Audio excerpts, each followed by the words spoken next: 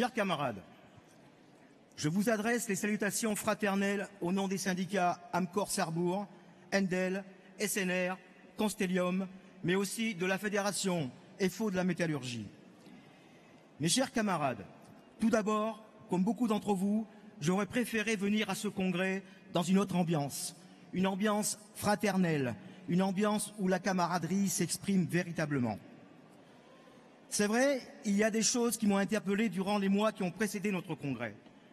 Des éléments qui sont venus perturber ma compréhension de militant, ma compréhension du sens des mots camarades, fraternité, démocratie syndicale, démocratie dans notre maison FO.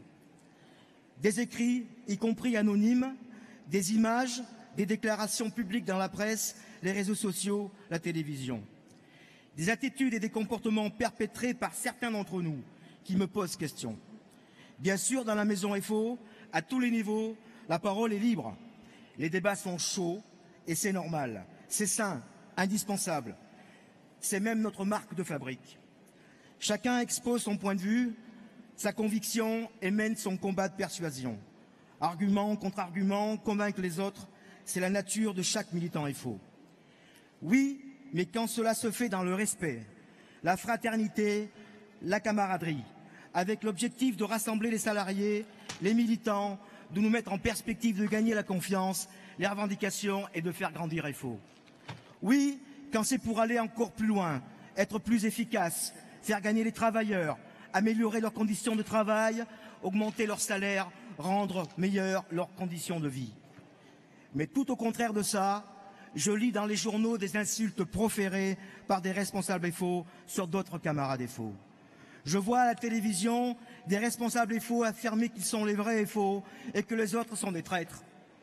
Je lis sur les réseaux sociaux que des militants affirment que la démocratie interne est bafouée et que l'exécutif confédéral ne représente pas FO et que le secrétaire général de la confédération est un vendu. Ici même, dans cette salle, les militants FO sont les protagonistes de ces machinations indignes. Ça voudrait dire quoi? Que le secrétaire général serait un traître? Un vendu? Cela voudrait dire que l'ensemble du bureau confédéral serait vendu? Cela voudrait dire que la CE confédérale serait vendue? Cela voudrait dire que le CCN serait vendu? Mes camarades, ces instances sont les instruments de l'organisation qui permettent la démocratie interne. Ces instances sont les garantes qui rendent impossibles les affabulations de quelques-uns. Je dis aux protagonistes de ces calomnies infamantes que les assemblées générales des syndicats, que les congrès des UD, que les congrès des fédés, que les congrès confédéraux rendent impossible la trahison de qui que ce soit dans la maison FO. Je dis que quand on prétend rassembler les travailleurs de ce pays, les femmes et les hommes militants de l'organisation, les adhérents et les adhérentes de notre syndicat, on ne met pas ce genre de doute dans la tête de nos adhérents, nos militants, des salariés. On ne propage pas le doute sur l'intégrité des militants FO. Je dis que quand on prétend incarner la résistance de la classe ouvrière de notre pays et à vouloir maintenir, renforcer les acquis de la classe ouvrière, on ne propage pas de telles, excusez-moi du terme, conneries. Nous sommes un FO parce que nous sommes sur les valeurs FO, les revendications FO. Nous sommes un FO. Nous ne roulons pas pour la CGT, ni pour le POI, ni pour le PS, ni pour les ANAR, ni pour le FN, ni pour les Républicains, ni pour En Marche. Nous roulons pour FO. Un point, c'est tout. Non, Jean-Claude n'est pas un traître. Non, les membres du bureau confédéral ne sont pas des traîtres. Non, les membres de la CE confédérale ne sont pas des traîtres ni des vendus. Et je m'insurge contre ceux qui ont jeté le doute dans l'opinion et qui ont conduit à devoir nous expliquer sur la place publique. Pourquoi l'organisation FO a-t-elle fait la une les jours qui ont précédé le 12 septembre? Pourquoi une partie des responsables de l'organisation s'est sentie obligée de rejoindre l'appel de la CGT le 12 septembre? Alors que la Confédération avait indiqué qu'elle n'appellerait pas, justement, ce jour-là, à rejoindre la CGT. Sans même attendre le CCN qui était programmé, justement pour trancher sur les questions de nos positionnements. Était-ce pour indiquer à la France entière que l'exécutif des FO avait perdu la tête?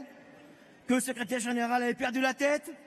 Que le bureau confédéral avait perdu la tête? Que la CE confédérale avait sombré dans la folie? Cela voulait-il dire que les FO n'étaient plus capables de réagir par elles-mêmes? D'être maîtres de ces mouvements? Qu'elles se collaient à la CGT? Eh bien, je suis convaincu que la Confédération a raison de ne pas appeler le 12 septembre. Je suis convaincu, comme beaucoup d'autres, que nous avons eu raison de participer à la concertation et d'avoir défendu ce qui pouvait l'être.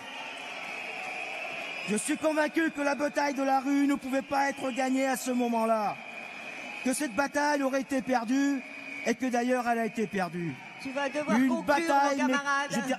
je conclus. Une bataille, mes camarades, ne signifie pas que la rédaction est la fin de la guerre. Il n'est pas louable, ni digne de s'en prendre au secrétaire général, ni au bureau confédéral, ni à la CE confédérale. Pas plus qu'au CCN qui a souhaité voter et mandater pour la recherche d'une unité d'action pour règlement contre les ordonnances. Avons-nous réussi à changer la donne? Pour l'instant, non. Oui, les ordonnances sont pourries. Essaye de conclure, Paul, s'il te plaît. Est-ce que de la responsabilité de FO, j'en termine, Dominique? Non. Je disais qu'une bataille de perdue ne signifie pas la fin de la guerre, car elle sera longue et les batailles à mener ne manquent pas. Mes chers camarades, nous savons que FO est pluriel, mais tellement singulière. Nous savons que les équilibres qui régissent notre maison commune doivent être maintenus.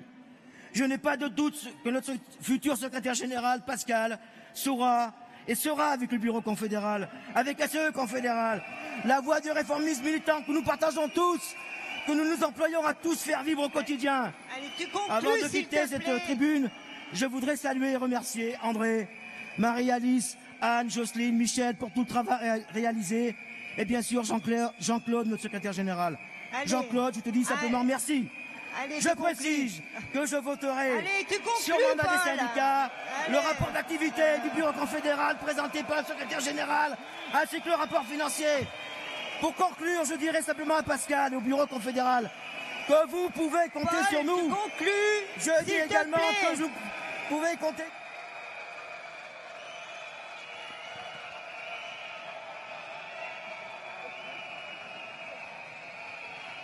Paul,